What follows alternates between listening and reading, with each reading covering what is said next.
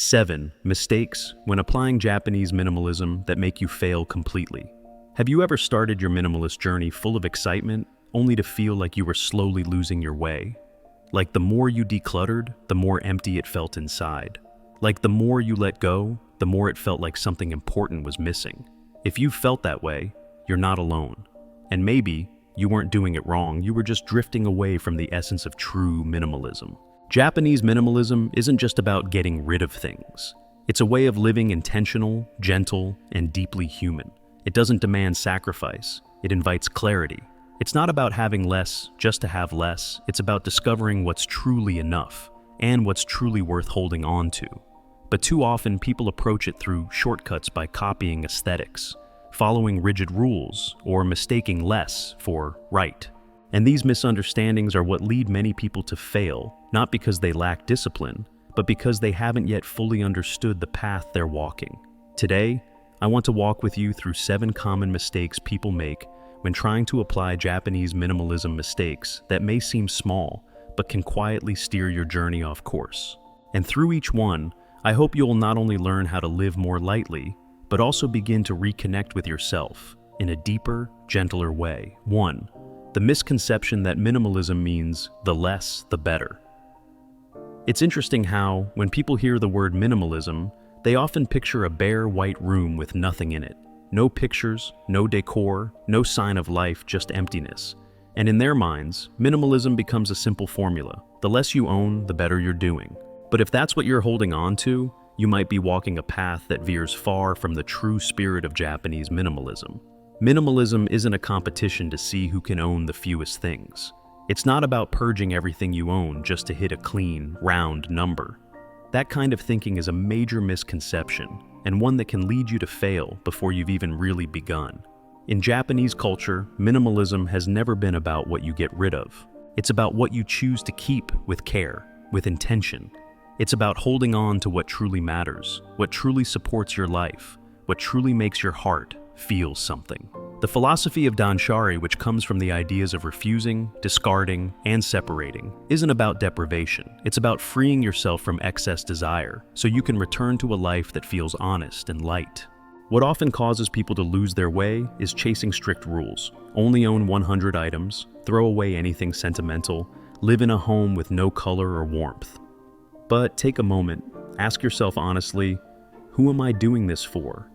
What am I really trying to create? If your heart feels hollow every time you declutter, if you feel a sense of loss after letting go of something, chances are you're following someone else's version of minimalism, not your own.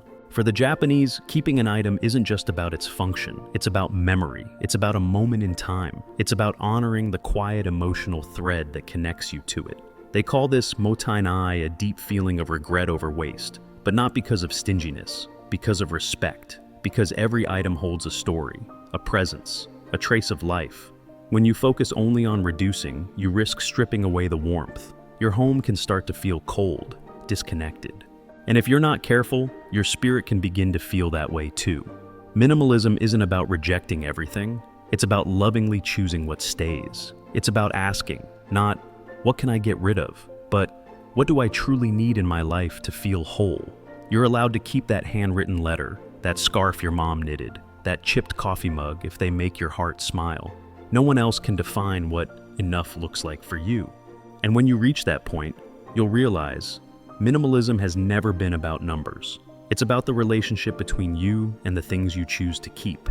A relationship that's peaceful, intentional, and deeply personal. 2. Lack of clear vision and purpose.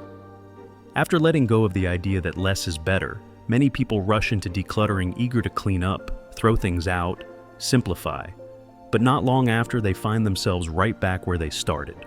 Clutter creeps back in, the mind feels messy again, and that initial sense of lightness quietly fades.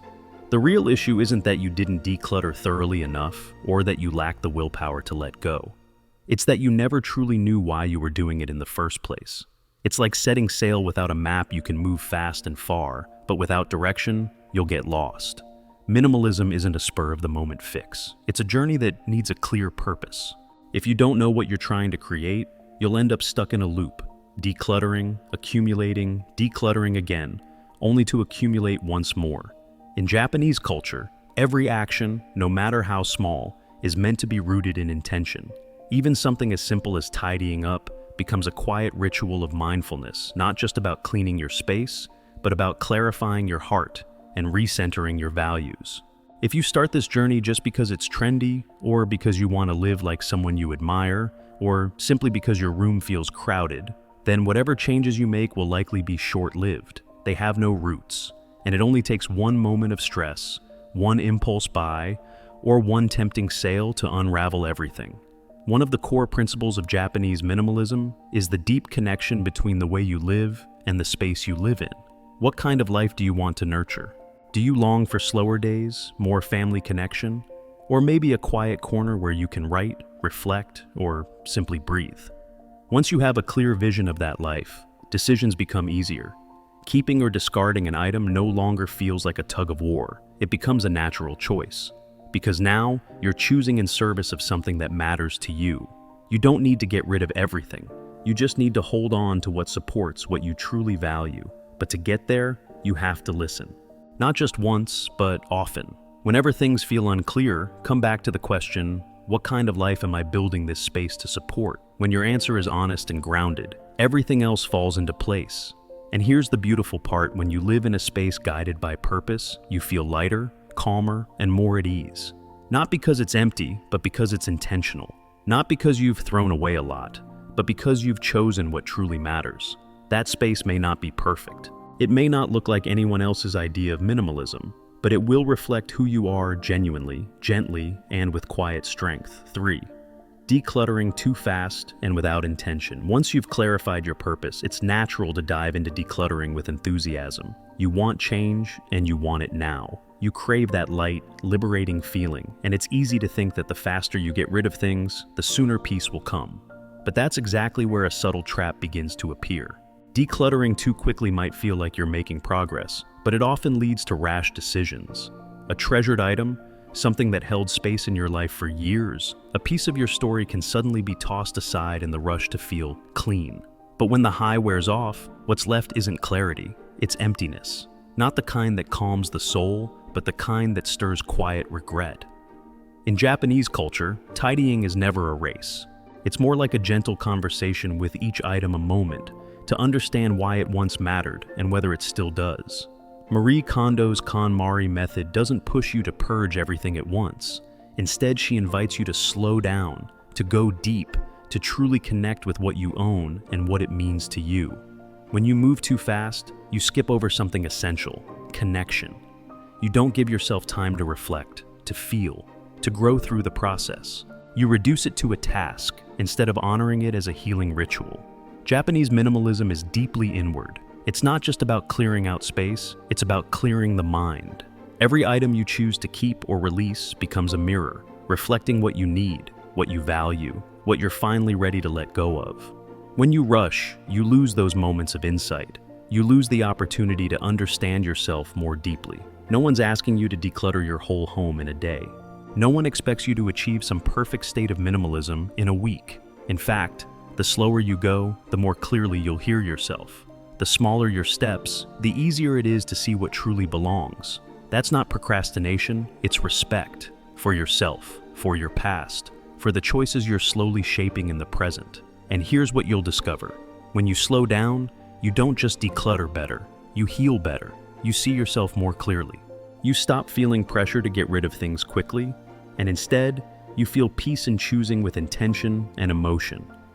That is the quiet wisdom of Japanese minimalism, not forced, not rushed, not driven by appearances, but rooted in what truly nourishes you inside and out. 4. Misunderstanding Japanese culture and philosophy. Many people come to Japanese minimalism out of a longing for simplicity. But along the way, they often stop at the surface: a white-walled room, a few basic furnishings, cold lighting, and empty spaces. And then they wonder, why do I still feel unsettled? Why, even after simplifying everything, does my heart still feel cluttered?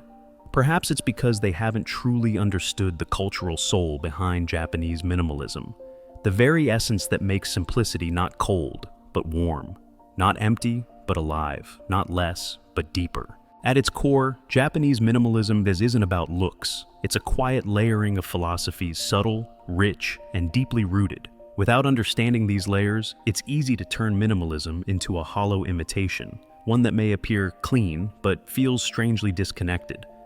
One of the foundational concepts is Ma, the art of space. But Ma is not about void or absence. It's about the intentional pause, the space you leave open so that light can flow in, so that the mind can breathe, so that what matters can stand out. It's present in architecture, in how rooms are designed, even in the pauses of a conversation. When you see Ma as simply a blank space to be kept tidy, you miss the sacred stillness it was meant to hold. Then there's wabi-sabi, a way of seeing beauty in imperfection. In a world constantly chasing the new and the flawless, the Japanese way invites us to love what's cracked, weathered, or unfinished. But if you reduce wabi-sabi to just a rustic style or earthy decor, you've missed the point. It's not about aesthetics, it's a way of being, a deep, tender acceptance of life's fragility. And of course, there is Zen, a presence that runs quietly through every aspect of Japanese minimalism. Zen isn't the trendy version of mindfulness that's become popular online.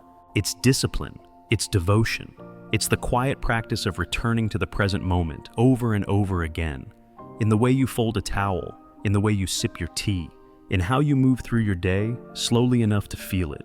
What causes many people to fall short in their minimalist journey is copying the look without absorbing the spirit. You might recreate a Japanese-style room, but if there's no Ma, no wabi-sabi, no Zen in the way you live inside it, then it's just a shell. A white room without soul isn't minimalism, it's emptiness. A space without story or intention isn't simplicity, it's absence. And maybe it's also worth saying clearly, not every Japanese person lives like a minimalist. Consumer culture exists in Japan, just like anywhere else. People shop, spaces get messy, life happens. But when someone in Japan chooses to live minimally, they often do it with depth. Not to follow a trend, but to respond honestly to the limits of space, the pace of city life, and the desire for emotional clarity. So, if you truly want to embrace Japanese minimalism, start by learning not just for knowledge, but for understanding. Go slowly, listen deeply, let each idea sink in, not as design tips, but as quiet invitations to live more meaningfully. Let minimalism become something you practice, not something you perform. And when you finally begin to live that way, you'll see that Japanese simplicity has never been about having less. It's about living more deeply with your things, more deeply with your time, and more deeply with yourself. 5. Focusing too much on the physical, ignoring the mental. After decluttering their physical space, many people feel a rush of satisfaction. The room is clean, neat, everything in its place, and they assume that's enough. But within a few days, something strange starts to creep in. A heaviness they can't explain, a quiet exhaustion, maybe even a sadness they didn't expect. They look around their tidy, minimalist space and wonder, why do I still feel stuck? It's because they have only cleared the outside. Inside, things are still messy. Japanese minimalism has never been about the external alone. It's always been a parallel journey, decluttering both the physical and the internal, creating order not just in your surroundings, but also in your mind. If you only focus on folding clothes or throwing out unused things, without addressing the emotional and mental clutter, your minimalism will stay on the surface. And surface-level change rarely lasts, because some things can't be folded and put away. Some clutter isn't visible, but it weighs you down all the same. The constant overload from social media, the relationships that drain more than they give, the buying habits that come from a place of loneliness or restlessness, not real need. The Japanese approach this gently, but deeply. They don't just keep their homes clean, they care for their inner world with the same quiet attention. They understand that a tidy room won't bring peace if the heart is still tangled. Decluttering the mind takes patience. It takes kindness. Just like you wouldn't throw everything out in one day, you don't clear your thoughts with a single moment of clarity. It might look like learning to forgive, so your heart feels lighter. It might be stepping away from relationships that leave you emotionally drained. It could mean setting boundaries with screens and noise, cutting back on endless scrolling, and making space for silence and presence. It also means looking at your own shopping patterns with honesty, asking if that next purchase is about joy or just filling a gap. When you become more intentional with how you consume, you begin to live more slowly, more consciously, more in tune with yourself. True minimalism doesn't stop with fewer possessions. It's a process of refinement of your surroundings, yes, but also your inner landscape. And only when you walk both paths together will you feel the full lightness that minimalism promises. Because when the world around you becomes more ordered and the world within you starts to find its rhythm too, something beautiful begins to happen. Not a loud kind of happiness, but a quiet steadiness, a gentle calm, a deep grounded sense of enough, not because you added more, but because you have released what no longer serves you, inside and out. 6. Becoming too extreme or inflexible. After all the effort to simplify, to let go, to return to a more intentional life, there's a quiet trap that can sneak up on you: becoming too extreme. When minimalism turns into a rigid set of rules rather than a flexible way of living, it stops being freeing and starts becoming a source of pressure. Some people impose limits like owning no more than 100 items. Others begin eliminating anything that doesn't match a certain aesthetic, a certain color palette, or a minimalist image they saw online. And slowly, the home turns into something that looks like a showroom, clean, quiet, and beautifully curated, but lacking warmth, lacking soul, lacking any trace of the life actually lived inside it. You may have started from a sincere desire for clarity and lightness, but when minimalism becomes an obsession with control, it can wear you down.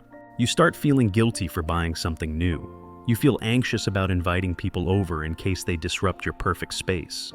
You begin to withdraw from friends and loved ones because their lifestyles don't align with your own. That's no longer minimalism, that's isolation.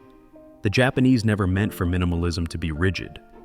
Their philosophy is about balance, knowing what truly matters and choosing to keep that, while gently letting go of the rest. That's why Japanese spaces often include warm woods, soft fabrics, earthy tones, and deeply personal touches. They don't chase a sterile kind of perfection. They seek a calm that feels alive. Maybe that's what you need too, a kind of warm minimalism where everything is chosen with care, but nothing feels cold or distant, where your space has room not just for function, but for feelings, for memory, for comfort, for softness when life gets hard. A cozy old quilt, a meaningful painting, a tiny gift from someone you love, if these make your space feel like home, then they belong. Minimalism was never meant to erase your personality. It's meant to help you return to the parts of it that truly reflect who you are. And don't forget to stay open. Don't judge someone else's home just because it doesn't look like yours. Don't turn down invitations or avoid guests just to protect the visual aesthetic. If minimalism costs you connection, it's costing you too much. Pay attention to the quiet signs, that tension when something in your space shifts, that guilt when things don't feel perfectly aligned, that urge to isolate in order to preserve control. If any of those feel familiar, it might be time to pause and ask yourself again, why did I choose this lifestyle? And if your answer is still to live more lightly, to feel more peace, to be closer to what truly matters, then you'll know what needs to shift. You'll know that flexibility is part of real minimalism, that it's not about having less for the sake of it, but about creating a life that fits who you are gently, honestly, and without force. Minimalism is a personal journey, and warmth should always be part of that path, like a soft light guiding you, not just toward the right direction, but into a way of life that actually feels good to live. 7. Copying others instead of finding your own path. And finally, there's one mistake that's quiet, almost invisible, but more common than we think. It's when we start practicing minimalism, not because it feels right to us, but because we saw someone else doing it beautifully. On Instagram and Pinterest, minimalism often appears as a visual standard of perfection. Pristine white walls, flawless furniture arrangements, not a trace of clutter, no personal touches, nothing out of place. Everything looks like a curated art piece, and somewhere along the way, we begin to believe that to live minimally, we have to look like that. But the moment we begin to copy is often the moment we lose our connection to ourselves. You might find yourself letting go of the very things that made you feel like you, just because they don't fit the aesthetic. A book lover might start throwing out books because the shelves look too full. A creative might pack away their art supplies because they make the room look messy. A parent might feel uncomfortable with toys in the living room because they don't match the ideal space they just saw online. And suddenly, instead of feeling lighter, you're living inside someone else's idea of minimalism while feeling more constricted than ever. The Japanese never define minimalism by how it looks. They define it by how it feels. They don't live simply to be praised for having tidy homes. They live simply so they can focus on what truly brings meaning to their lives. Not everyone needs an empty room. Some need a warm corner for writing, a space full of color for creating, a messy basket of toys for nurturing childhood. And all of that can exist within minimalism if it's what you choose from a place of truth. True minimalism is about clearing space to prioritize your own core values, not about mimicking someone else's style. It's about choosing what stays not because it's on brand, but because it makes you feel more like yourself. You can ask the simplest, most important questions. Does this really serve the life I want to live? Does it bring comfort, connection, a sense of home? And you'll need to let go of comparison. Don't let curated online images make you question what's already working in your life. Your space is not a competition in who owns the least. It's a deeply personal story, shaped by your needs, your family, your way of living. You might choose a near-empty room, or you might choose one filled with color and texture. What matters is whether that space is supporting you in living your truth. Minimalism is not a pretty picture. It's a state of living deeply, slowly, and honestly. And only when you stop chasing someone else's image will you be able to hear your own voice clearly enough to create a minimalist lifestyle that is meaningful, nourishing, and truly yours. Each of these mistakes isn't just something to avoid. They're windows into a deeper, lighter, more intentional way of living. Choose one that resonated with you the most and begin there. You don't need to change everything all at once. Just begin with a quiet, honest check-in with yourself.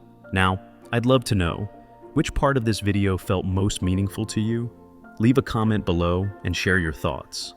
For me, the most powerful shift is choosing to live in alignment with who I truly am, not copying, not forcing. I choose to live simply, but with soul. Thank you for staying with me until the very end. Remember, real change always begins with the smallest, most intentional steps. I'll see you in the next video.